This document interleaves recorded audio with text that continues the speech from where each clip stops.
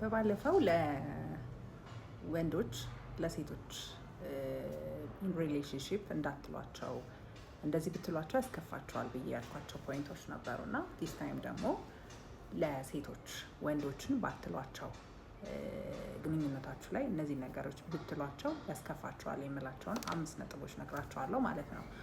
አንደኛው ነገሮችን ዲስከሽን መሀል ዶንት ጀነራላይዝ ማለት ዛሬ ላይ የምትነጋገሩበትን ነገር ብዙ ጊዜ ሴቶች እኛ ከኋላ ሂስትሪ ዳታ ምናምን ማይንዳችሁን ሴቭ እናደርጋለን እና ላስት ታይም ሀፕን ያደረጉ ነገሮችን ይዘን እንመጣና ዛሬ ላይ የተፈጠረን ነገር ስናወራ ትላንት እንዲህ ብለህ ትላንትና እንደዚህ አድርገህ ደጋግመህ ነው ምናምን እንላለን እና ያ ነገር ኦፌንድ ያደርጋቸዋል። ስለዚህ ምናወራት ለዛሬዋ ለምሳሌ አንድ ሰው የሚያረፍድ ከሆነ ከዚህ ቀደም የሆነ የዛሬ ሳምንት ቀጥሪው አርፍዶ ከሆነ ከዛም በፊት ደግሞ ያረፍድ ከሆነ ሁሌ እንዳረፈድክ ነው ብለን ከምንልቅ ዛሬ አርፍደሃል ብለን የዛሬዋን ነገር ብናወራ ጥሩ ነው እላለሁ። ሌላኛው ሁለተኛው ፖይንት ደግሞ ያው ወንዶችን ማትበሉ ብዬ ነበረ ስለ ኤክስ ማውራት ነው። ይሄ ሪሌሽንሺፕ ላይ ስለ ኤክስ ማውራት በጣም በቃ የአንደኛው ስሜት የሚጎዳ ነገር ነው። ስለዚህ ከኤክስሽ ጋር የነበረሽ ሪሌሽንሺፕ ምናምን ላይክ በቃ እዚህኛው ጋር እንደዚህ ስናረግ ልክ የሆነ ነገር ስታደርጉ ከኤክስ ጋር ግን እንደዚህ ነበር የምናረገው ምናምን እያለን ባናወራ ጥሩ ነው እላለሁ።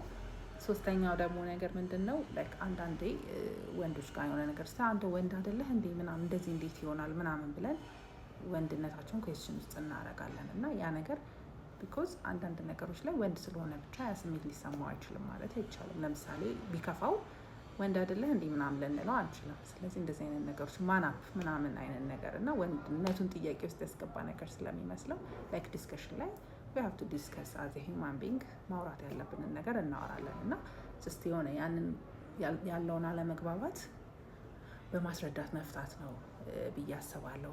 ሌላኛው ነገር ደግሞ ላይክ ወንዶች ቀጥታ ነገር ነው የሚረዱት ማለት ነው እና ብዙ ጊዜ እንደ ሴቶች ላይክ ፋሻል ኤክስፕሬሽን ወይ የሆነ ሲቹዌሽኑን አገናዝበው የሚሉት ነገር ብዙ ጊዜ አይታይም ማጆሪቲው ላይ ማለት ነው።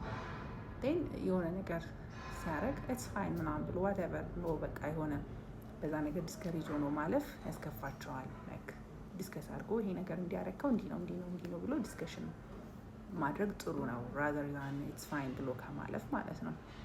ሌላኛው ደግሞ የመጨረሻው ነገር ደግሞ ምንድነው አንዳንድ ጊዜ ልክ ቅድም እንዳልኳችሁ መልቲታስከር ነን ብዙ ጊዜ ሴቶች ብዙ አይነት ነገር ላይ ከዚህ ጋር የጻፈን እዛ ጋር ያለውን እንሰማለን ምናምን ነገር እና ብዙ ጊዜ የምንፈልጋቸው ነገሮች የሆነ ላይክ ታስኮችን ምናምን የምንሰራባቸው የራሳችን እንትን አለን እና ቴን አንድ ፓርትነራችን ወይ ቦይፍሬንዳችን ወይ ባላችን ያንን ነገር ሲያደርግ የልባችን ላይ ደርስ ይችላል። ቴን በቃ ተው አይ ዶንት ኒድ ዩ ምናምን ነገር ተው እኔ ያደርገዋለሁ ምናምን እንደዚህ አይነት ነገር ኦፌንድ ያደርጋል።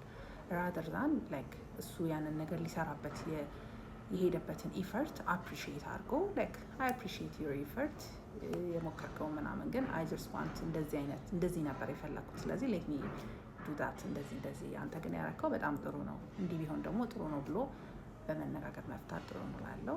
አይ ሆፕ ዲስ ካን ሄልፕ እና ይመቻችሁ።